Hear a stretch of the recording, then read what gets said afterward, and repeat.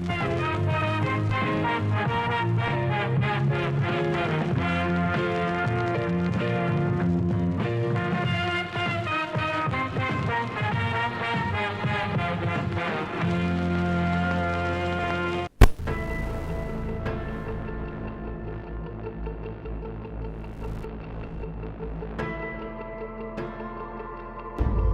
so f***ed up. Welcome back. This is it, the season finale to the movies that me up. The movie I am discussing is Horror History. This movie came out also in 1972, the year that I was born, and tonight I'm talking about The Last House on the Left, directed by Wes Craven, horror icon. Fun fact, this is Wes Craven's directorial debut as well as his first written movie, so you knew you were in for some up shit. He took inspiration from Ingmar Bergman's The Virgin Spring. This is the exploitative horror movie. Even though Zarky, I Spit on Your Grave, pretty much took Wes Craven's movie and elevated it, this is kind of the exploitative horror movie that started it all. It is known with Salo as being the most disturbing movie of all time. Wes Craven's tagline was, "Can a movie go too far?" Guess what? For my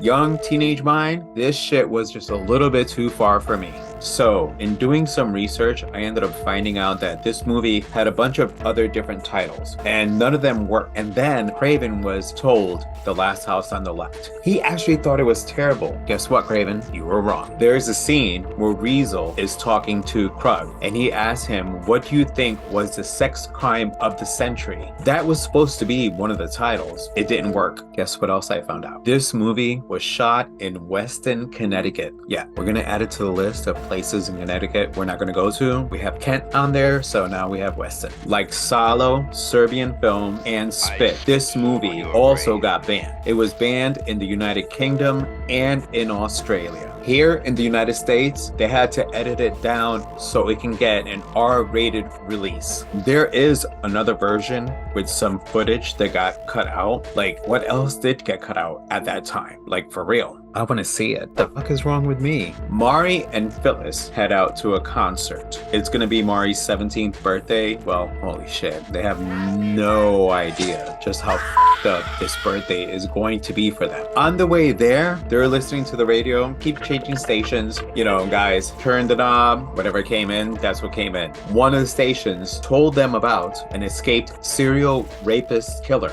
So they heard this. It's gonna come back later on. Then we shoot over and meet Krug, Jr., Sadie, and Weasel. So these are the escaped convicts and the family. And well, in a weird conversation, Jr. is sitting there talking to Sadie while she's in the bathtub. She asks him if he came back, what does he want to come back as? Jr. says he wants to be a frog. Y'all know I hate frogs. Fucking hate frogs. And then he starts croaking and making sounds like a frog and sounded just like one. Fucking hate frogs. Anyways, the girls end up meeting Junior. They were looking for weed. So like, you know, back in the day you had to drive around and actually find somebody or walk around and find somebody. It's a lot different now. Not that I know. But they end up meeting Junior, who then tells them to come back to his apartment because he has weed.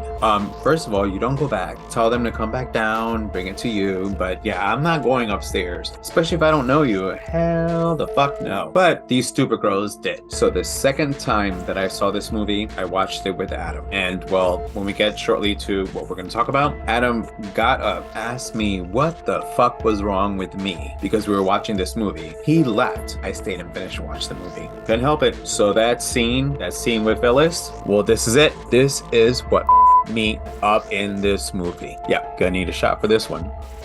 Happy birthday. This was a scene that Adam and, well, for me, it fucked me up. They end up catching up to Phyllis, and Weasel puts a knife into her back. She goes down, starts crawling away. As she's crawling away, they start discussing how the girl got away from them. And it was done so like cold, as if she's walking away, well, crawling away, basically dying. And then Phyllis, they find her leaned up against a tree. They walk over to her, grab her, lift her up. Weasel then starts plunging his knife into her. I think I counted 6 times that he's like sitting there just plunging this knife. Again, when I'm watching this, the way that the camera looked back before we have HD, this shit looked for real. Then you get a shot of her abdomen and you see basically all the stabs that he put into her. And then Sadie, who's covered in her blood, I'm talking about Phyllis's, takes the knife. She then goes up, but instead of going down, she ends up, even though she went up, she plunges it into her side. And when she puts it into her side, she starts twisting this knife. Like when you're watching it and you're seeing her just grind it in there, and the music is not helping what you're watching. This scene was so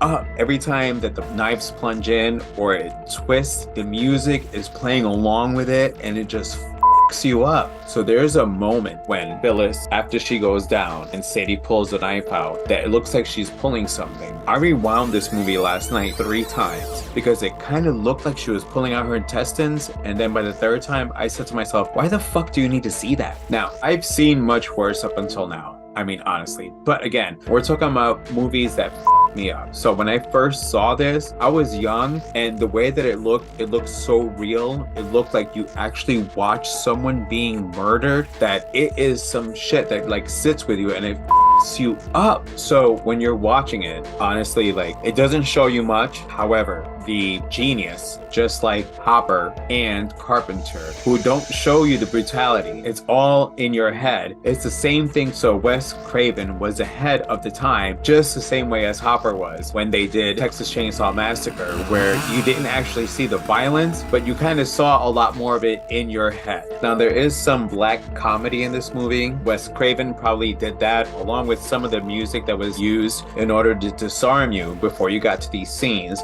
that were pretty much going to be fucking you up. What was brilliant about that was the comedy, whether it was the music or the scenes you saw. Well, it made your brain get out of that fear moment. You're kind of laughing, seeing this funny thing or hearing this funny thing, and then you go back to this reality of someone being brutally murdered or raped or what have you that was going on in this movie. So when I was talking about doing this series, I told Rick that I was doing this movie. And actually, you know what? I'm gonna call him real quick because he said this him up also.